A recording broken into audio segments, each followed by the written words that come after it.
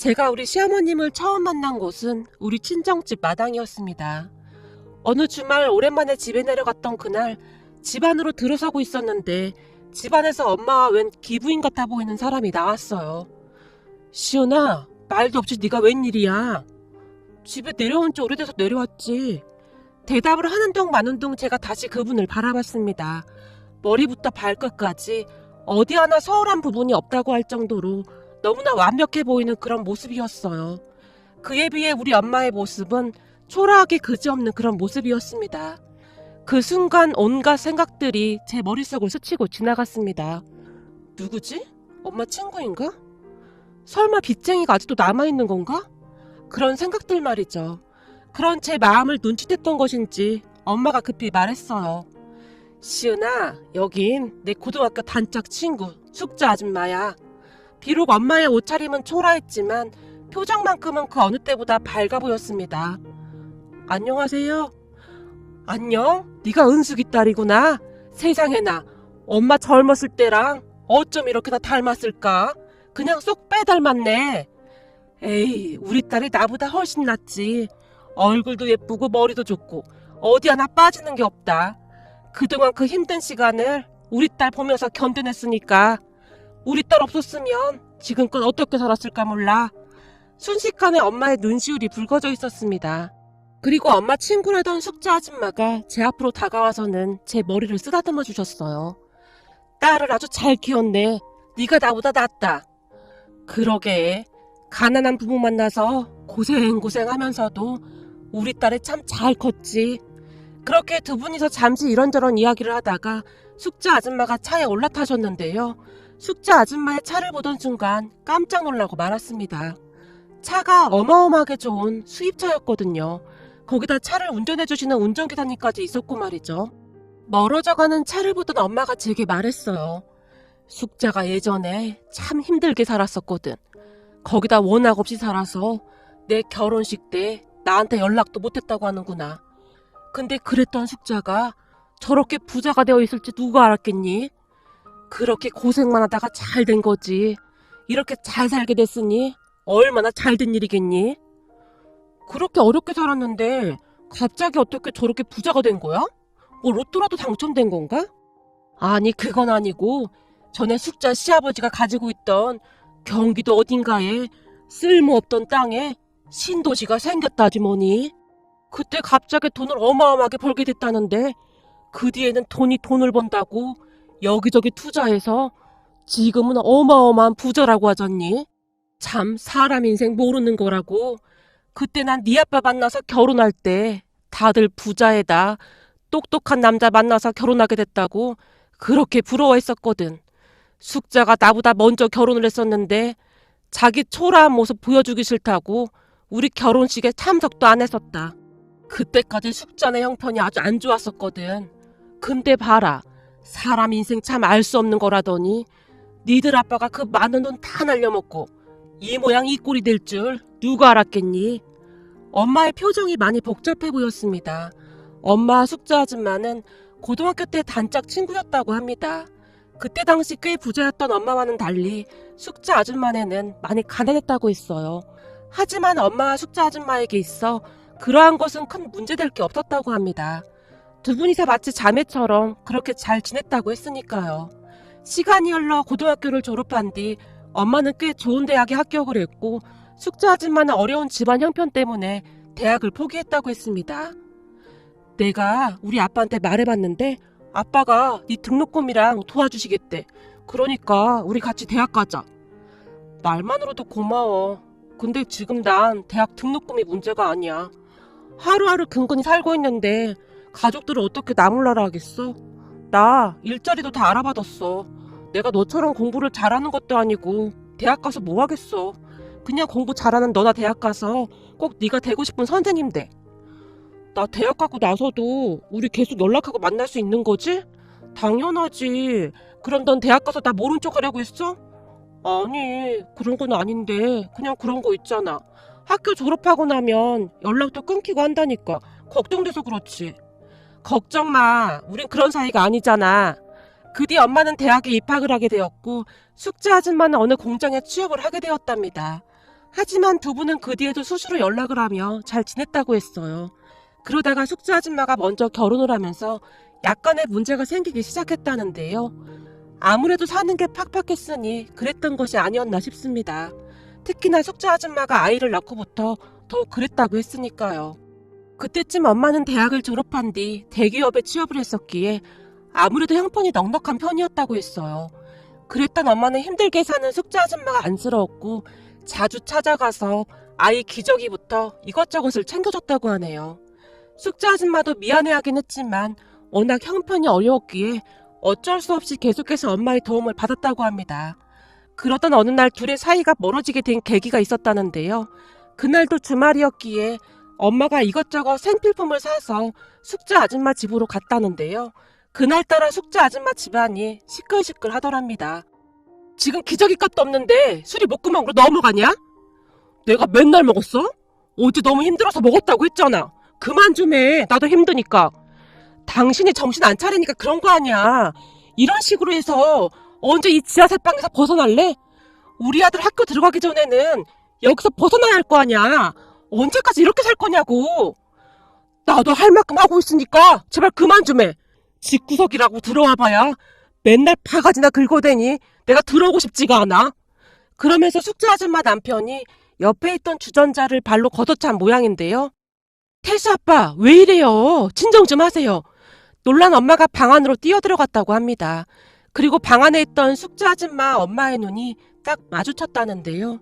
시간이 한참 지난 지금도 엄마는 숙주 아줌마의 눈빛이 잊혀지지가 않는다고 했어요. 숙주 아줌마 눈빛에는 창피함과 수치심 그런 것들이 가득했다고 하니까요. 은수가 우리 부부 일이야. 그냥 좀 가줄래? 아 미안해. 내가 너무 놀라서 그만. 엄마가 당황한지 안절부절 못하고 있었다고 합니다. 어휴 이놈의 집구석 지긋지긋하다.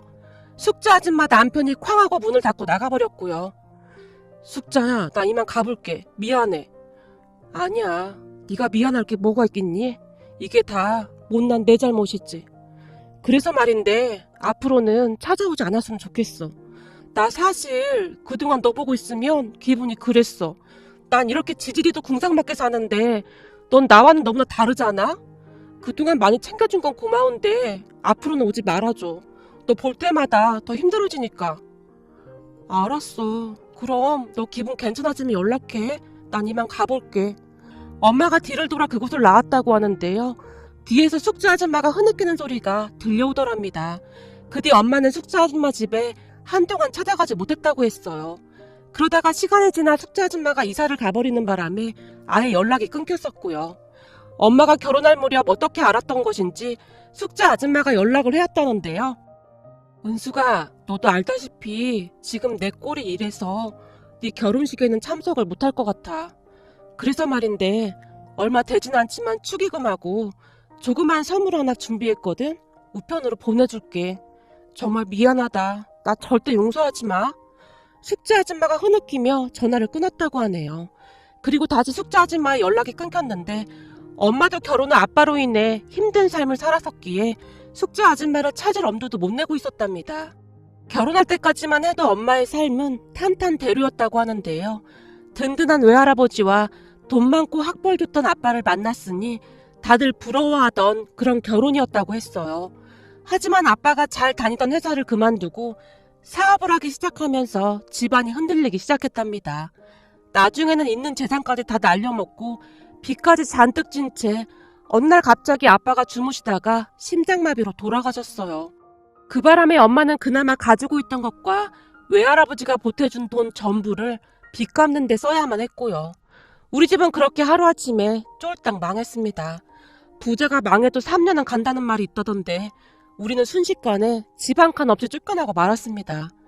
결국 어쩔 수 없이 외할아버지 집으로 들어가야만 했고요. 그리고 엄마는 지금껏 외할아버지 집에서 살고 있어요. 외할아버지께서 돌아가시면서 엄마에게 그 집 한 채는 남겨주셨거든요. 물론 그 뒤부터 엄마의 삶이 녹록지 않았던 것은 말할 것도 없었고요. 평생 고생 한번 해본 적 없던 엄마는 뭐든 닥치는 대로 일을 해야만 했으니까요. 엄마는 결혼할 당시 회사를 그만둔 걸 몇 번이나 후회가 된다고 했습니다. 그렇게 옛일을 회상하던 엄마가 조용히 중얼거렸습니다. 내가 그때 왜 그런 짓을 했을까? 숙자 부부 다툴 때 그냥 모른 척하고 바로 갔어야 했는데 그땐 어려서 잘 몰랐어 라며 후회를 하셨어요. 그런데 그 뒤에도 숙자 아줌마는 자주 엄마를 찾아왔어요. 숙자 아줌마는 엄청난 부자였음에도 불구하고 그러한 티를 전혀 내지 않았는데요. 엄마 집에 놀러와서는 엄마 옷을 아무렇지도 않게 걸치고 밭일을 따라 나서기도 했거든요. 넌 뭐하러 따라 나온다고 그래? 너 힘들어서 그런 일 못해. 그렇게 미리 온다고 연락을 했으면 내가 일 약속을 안 했을 텐데. 못할 게 뭐가 있어. 나 예전에 엄청 어렵게 살았던 거 기억 안 나? 그냥 따라가서 구경만 할게. 난 사실 지금도 이런 옷들이 낯설어. 명품으로 치장을 하면 뭐 하겠냐. 그래봤자 티도 안 나는데. 안 나긴 왜 안 나. 너 지금 아주 우아한 사모님 같은데. 우아한 사모님 같은 소리 하네. 사실 말이야, 나 사람들 앞에서 그런 척 하느라 진짜 힘들다. 너도 알다시피 내가 그림을 알겠냐, 음악을 알겠냐. 가끔 우리 남편이 골프 모임 같은 데다 데리고 가는데 거기 아줌마들 진짜 장난 아니거든. 맨날 잘난 척, 우아한 척 아주 꼴 보기 싫다니까. 내가 거기서 표정 관리하느라 끝나고 나면 얼굴이 다 땡길 정도야. 그니까 너랑 있을 때만이라도 편하게 좀 지내자. 넌 암튼 예전이나 지금이나 변한 게 하나도 없어. 알았어. 그럼 나갔다 힘들면 그냥 들어와야 해. 엄마와 숙자 아줌마가 둘이서 손까지 꼭 붙잡은 채 밭일을 하러 갔어요. 그런 두 분의 뒷모습을 바라보고 있노라니 뭔가 전혀 어울리지 않을 것 같은데 또 어떻게 보면 잘 어울리는 듯한 참 알 수 없는 그런 느낌이었습니다. 그날 저녁 밭일을 끝내고 돌아온 숙자 아줌마가 분하다는 듯이 외쳤어요. 아까 그 옆에 내가 그 파밭 주인인 거야? 아, 수연이 엄마? 맞아. 그 밭 주인이야. 근데 왜? 어쩜 그렇게 말을 싸가지없게 할 수가 있냐? 아까 너한테 막말하는데 내가 들이받으려다 참았잖아. 그래도 어쩌겠어. 이 동네 거기 아니면 일할 데가 없으니 뭐라고 해도 그냥 참고 넘겨야지. 이게 바로 돈 없는 서름 아니겠어? 아니 아무리 그래도 말을 어떻게 그렇게 심하게 해. 돈이 있으면 얼마나 있다고 그 난리야. 근데 그 집 남편은 왠지 눈에 익던데 혹시 우리가 아는 사람인가? 아, 너 몰랐구나. 그 집 선전의 오빠 집이야. 그니까 아까 나한테 막 뭐라고 했던 그 수연이 엄마가 선자 올케 언니야. 선자? 우리 동창 선자? 너랑 선자랑 같은 동네 살았었나? 같은 동네 살았지. 근데 그렇게 친하진 않았어. 선자랑은 성격이 좀 안 맞았었잖아. 그래 맞다. 선자가 예전부터 좀 싸가지가 없긴 했지. 근데 선자네는 가족들이 다들 싸가지가 없는 모양이네. 올케 언니도 저러는 거 보니 엄마 숙자 아줌마가 키득키득 웃어댔어요. 은수가 우리 배고픈데 오랜만에 수제비 해 먹을까? 수제비? 그거 반죽하고 뭐하고 하면 시간 꽤 걸릴 텐데. 너 오늘 집에 안 갈 거야? 괜찮아. 안 가도 돼. 우리 남편 해외로 골프 치러 갔어. 그래? 그럼 오늘 자고 갈 거야? 오랜만에 같이 자면서 수다도 떨고 재밌겠다. 시은아, 넌 가서 밀가루 좀 사와. 우리 오랜만에 수제비 해 먹자. 알았어, 엄마. 또 필요한 건 없어? 글쎄다. 맥주도 몇 병 사오던지. 오랜만에 시원하게 맥주 한 잔 마셔보자. 두 분의 얼굴에는 미소가 가득했습니다. 그렇게 우리는 밀가루 반죽을 해서 애호박까지 썰어넣고 수제비를 해서 맛있게 먹었습니다. 이 수제비는 신김치에 먹는 게 진짜 맛있다니까. 너도 알다시피 예전에 우리 집이 진짜 어려웠었잖아. 가끔 엄마가 수제비를 한 숟 가득 끓여주셨는데 그때는 멸치 국물만 내서 수제비 건더기만 둥둥 떠 있었는데도 신김치에 먹으면 그렇게 맛있을 수가 없었어. 가끔 그 맛이 그립다니까. 그래 나도 기억난다. 니네 집 놀러 갔던 날 니네 엄마가 수제비를 듬뿍 담아주셨었잖아. 어찌나 많이 주셨던지 집에 가서도 한동안 배가 꺼지질 않았다니까. 그때 너한테 참 고마웠었는데. 나한테 왜? 니네 집은 밥상이 항상 진수성찬이었잖아. 근데 우리 집은 수제비에 김치만 덜렁 올려져 있어서 내가 얼마나 미안하고 창피했는지 몰라. 근데 네가 진짜 맛있게 먹더라고. 아마도 입맛에 안 맞았을 텐데 말이야. 아니야. 나 그때 진짜 맛있게 먹었는걸. 내가 그때부터 수제비를 좋아하게 됐잖아. 그래서 그 뒤로 엄마한테 종종 수제비 끓여달라고 조르게 됐는걸. 근데 니네 엄마가 끓여주시던 그 맛은 아니었어. 은수가 항상 고마웠다. 내가 앞으로 살면서 다 갚을게. 갚긴 뭘 갚아. 난 네가 이렇게 찾아와 준 것만으로도 그냥 고맙기만 하구만. 두 분의 눈시울이 붉어져 있었습니다. 아참, 그때 네가 나 결혼할 때 줬던 선물 말이야. 기억나? 아, 그때 내가 베네저고리 보냈었지? 그래, 맞아. 그거 네가 직접 만든 거였잖아. 딱 보고 알았어. 덕분에 우리 딸 태어나자마자 그거 입었잖니. 내가 아직까지 잘 보관하고 있어. 어머, 그걸 아직까지 가지고 있었어? 당연하지. 그 귀한 걸 잘 보관해뒀지. 엄마가 장롱 한 구석에서 상자를 하나 꺼내왔어요. 그 상자 안에는 어릴 적 제 물건들이 그대로 담겨져 있었습니다. 봐라, 이거잖아. 그리고 이건 우리 시은이가 이거 입고 찍은 사진이고. 어머, 정말이네. 진짜 신기하다, 얘. 두 분은 몇십 년 동안 만나지 못했음에도 불구하고 어색함 하나 없이 그저 행복해 보이기만 했습니다.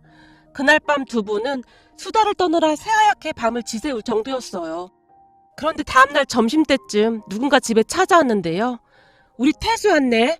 은수가 우리 아들 왔다. 나 데리러 오라고. 내가 내려오라고 했어. 어머, 태수가 이렇게 컸구나. 아줌마가 나 아주 어렸을 때 봤는데 신기하네. 태수야, 여기는 은숙이 아줌마랑 그리고 여기는 아줌마 딸 시은이야. 내가 전에 몇 번 얘기했었지. 왜 고등학교 선생님이라던. 안녕하세요, 김태수입니다.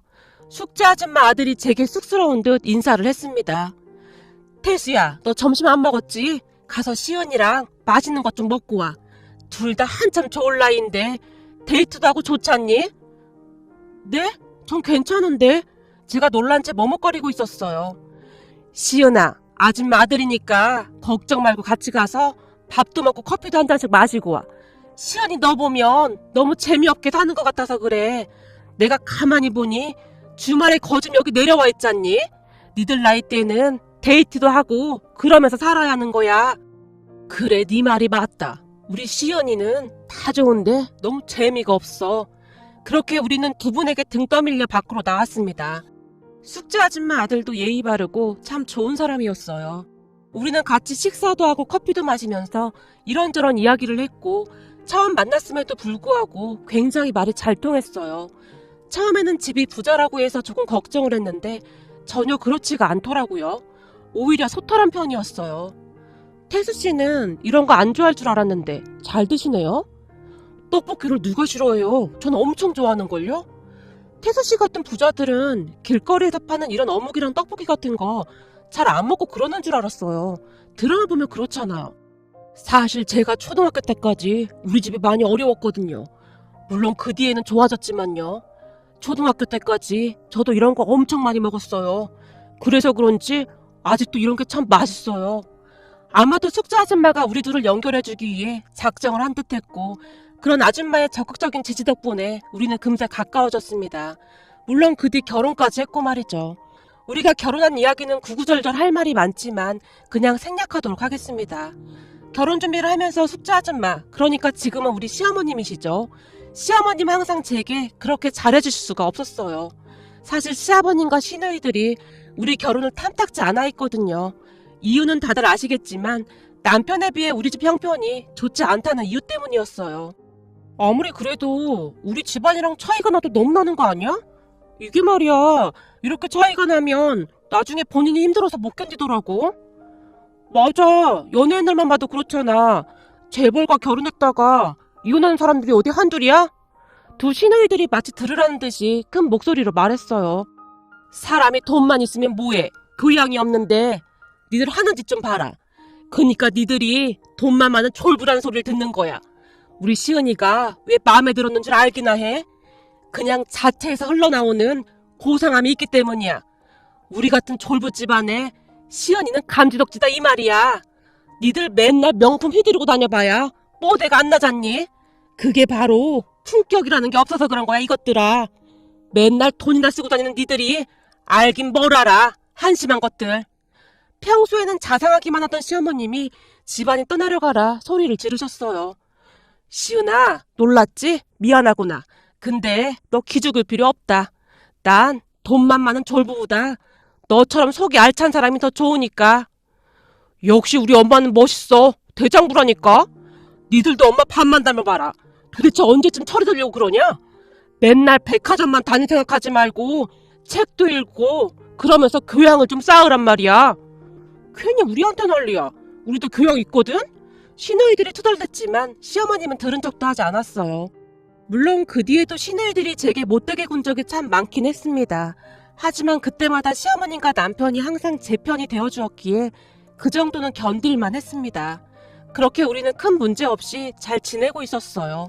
다만 우리가 결혼한 뒤 시어머니께서 엄마 집에 더욱더 자주 놀러 가셨는데요. 거의 매주 가다시피 하셨던 것 같아요. 어느 날은 마당 한켠에 가마솥까지 사서 설치를 해놨더라고요. 두 분이서 그 가마솥에 이것저것 요리를 해드신다고 말이죠. 그러던 어느 주말에 친정에 가셨던 시어머니께 연락이 왔어요. 니들 혹시 오늘 집에 있니? 네 어머님, 지금 집이에요. 잘됐다. 니들 지금 친정으로 내려와봐. 친정이요? 어머님 오늘도 엄마한테 가신 거예요? 그래, 나 지금 친정인데 니들 좀 내려와 봐야겠다. 급한 일이 좀 생겼어. 급한 일이요? 어디 다치셨어요? 그런 건 아니고 그동안 내가 꾹꾹 참고 있었는데 더 이상 못 참겠어. 시어머님이 잔뜩 화가 난 목소리로 말했어요. 시어머님의 말에 남편과 저는 급히 친정으로 내려갔는데요. 왔니? 내가 그동안 계속 참았었는데 도저히 못 참겠다. 그놈의 인간들을 내가 가만 안 둘 참이야. 어머님, 도대체 무슨 일이세요? 엄마, 무슨 일 있었어? 제가 시어머님과 엄마를 번갈아 가면서 바라봤어요. 저기 나한테 밭을 빌려줬던 그 수연이 엄마 말이야. 그 수연 엄마랑 오늘 한바탕 했어. 엄마가 걱정스러운 얼굴로 이야기를 시작했습니다. 우리 엄마는 동네 유지이던 수연이네 부모님 밭에서 일을 해주다가 나중에는 조금 빌려서 작게 농사를 짓고 계셨어요. 그런데 그 수연이네 엄마라는 사람이 아주 악독했는데요. 그걸 빌미로 수시로 우리 엄마를 불러서 본인 집 일을 시키곤 했거든요. 물론 엄마도 불만이 많긴 했지만 엄마가 아쉬운 입장이라 그냥 참고 있었는데 그날도 꼭두 새벽부터 수연이 엄마가 우리 엄마를 찾아온 모양이었어요. 수연이 엄마! 수연이 엄마! 네, 나가요. 꼭두 새벽부터 무슨 일이에요? 내가 꼭두 새벽부터 온 이유가 뭐가 있겠어? 오늘 우리 집 밭일 좀 해줘. 일하러 오기로 한 일꾼이 못 온다고 하네. 오늘이요? 미리 말씀을 좀 해주시지. 오늘은 손님이 와서 저도 안 될 것 같아요. 시은이 엄마 말 참 서운하게 한다. 내가 급하니까 시은이 엄마를 찾아왔지. 급하지 않으면 이렇게 찾아왔겠어? 내가 말했잖아. 오늘 일하러 오기로 한 사람이 못 오게 됐다고. 그니까 시은이 엄마가 와서 일 좀 해. 어차피 하루 종일 집에서 할 일도 없잖아. 집에서 놀면 뭐 하겠어. 한 푼이라도 벌어야지. 시은이 시집 보낼 때도 거의 맨몸으로 보냈잖아. 그러니 거기서 얼마나 서름 받고 살겠어. 이래서 사람은 돈이 없으면 서러운 거야. 건강할 때 한 푼이라도 벌어놔야 시은이가 서름을 덜 당하지. 사람이 생각이 없어도 이렇게 없어. 언제까지 그렇게 지질이 궁상으로 살려고 그래? 수연이 엄마가 닥치는 대로 막말을 했다고 합니다. 물론 평소 같았으면 엄마도 잘 참았겠지만 그날따라 괜시리 욱했다고 하는데요. 아마도 제 얘기가 나오면서 그랬던 것 같았어요. 저기 오늘은 저도 안 되겠는데 보시다시피 손님이 와 있어서요. 누구? 시은이 시어머니가 또 왔나? 내가 우리 선자아가씨한테 들어보니 고등학교 때 둘이 친구였다며? 근데 그때는 시은이 엄마가 훨씬 더 잘 살았다고 하던데 지금은 역전됐다고 하던데 창피하지도 않아? 아니 기분 나쁘지 않냐고. 이제 사돈까지 된 마당에 그렇게 뻔질나게 왜 드나드는지 모르겠어? 예전에 내가 너보다 못 살았는데 이제는 내가 너보다 잘 산다. 자랑질을 하려고 그러는 거 아니겠어? 근데 그것도 모르고 그냥 좋아서 강아지 마냥 꼬랑지를 살랑살랑 흔들어대니 한심하다 한심해. 내가 알기로 시은이 엄마 대학까지 나왔다고 들었는데 그거 다 거짓말 아니야? 대학까지 나온 사람이 이렇게 멍청할 순 없는 거잖아.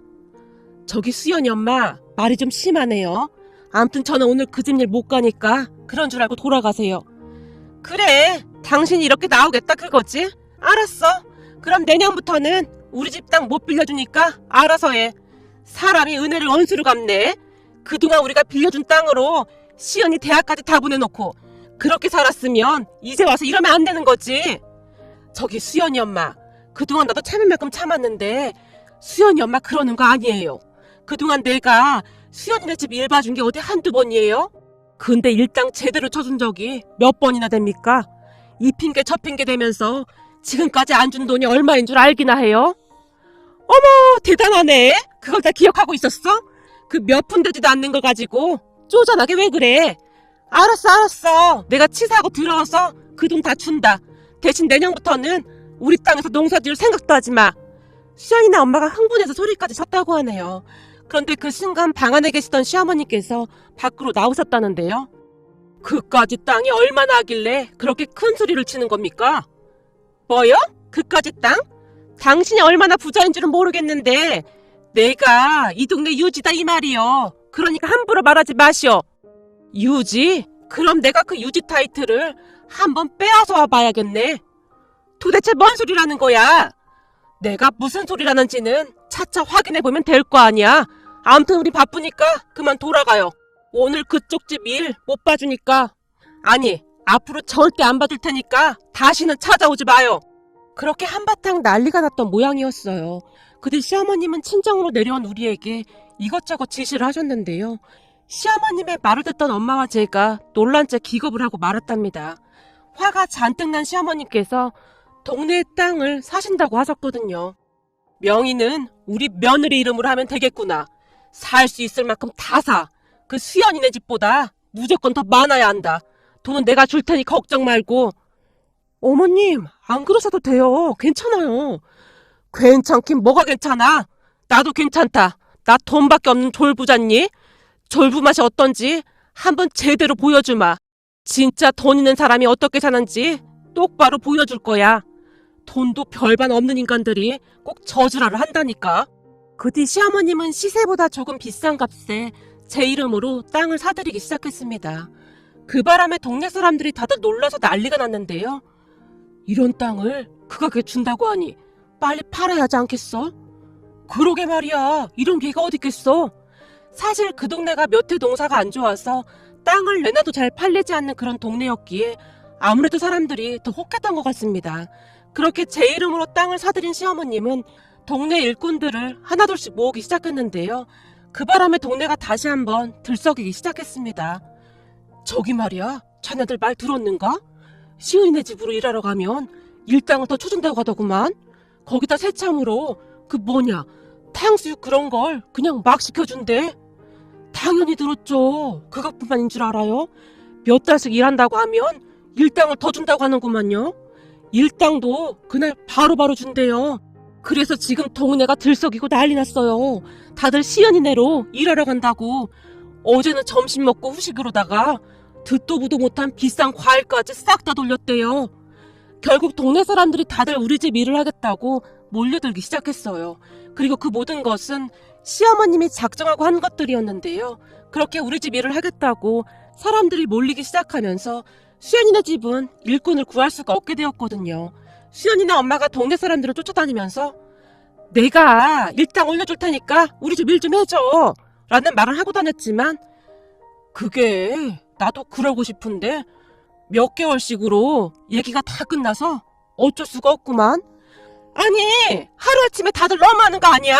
그동안 우리 집 일하면서 다들 잘 먹고 잘 살았으면서 간신매들도 아니고 어쩜 이럴 수가 있어? 천벌을 받은 인간들. 솔직히 까놓고 말해서 자네가 그동안 우리한테 어떻게 했어? 돈 좀 있다고 하인 부리듯이 막 부려먹은 것은 말할 것도 없고 거기다 어두컴컴해질 때까지 부려먹지 않았냐 그 말이야. 근데 시은이네 집은 시간 되면 따박따박 집에 보내주는구만. 그뿐인 줄 알아? 당신처럼 우리 일꾼들한테 반말하거나 막말하지도 않아. 당신 같으면 어디 일 가겠어. 앞으로 다시는 당신 집 일 안 갈라니까 그런 줄 알아. 모든 동네 사람들이 같은 말을 했다고 하네요. 결국 수연이네 엄마는 급한 마음에 어디서 외국인 노동자들을 데리고 왔던 모양인데요. 그때까지는 그 동네에 아직 외국인 노동자가 많지 않았거든요. 근데 그 버릇이 어디 가겠습니까? 외국인 노동자한테도 말귀를 못 알아먹는다고 막말도 하고 욕설도 했단 모양이었어요. 어느 날 지나가던 동네 사람이 그 수연이 엄마와 외국인 노동자가 다투는 모습을 봤다고 했는데요. 아, 진짜 더럽다. 못한다, 못해. 뭐? 너 지금 뭐라고 했어? 밥도 맛없다.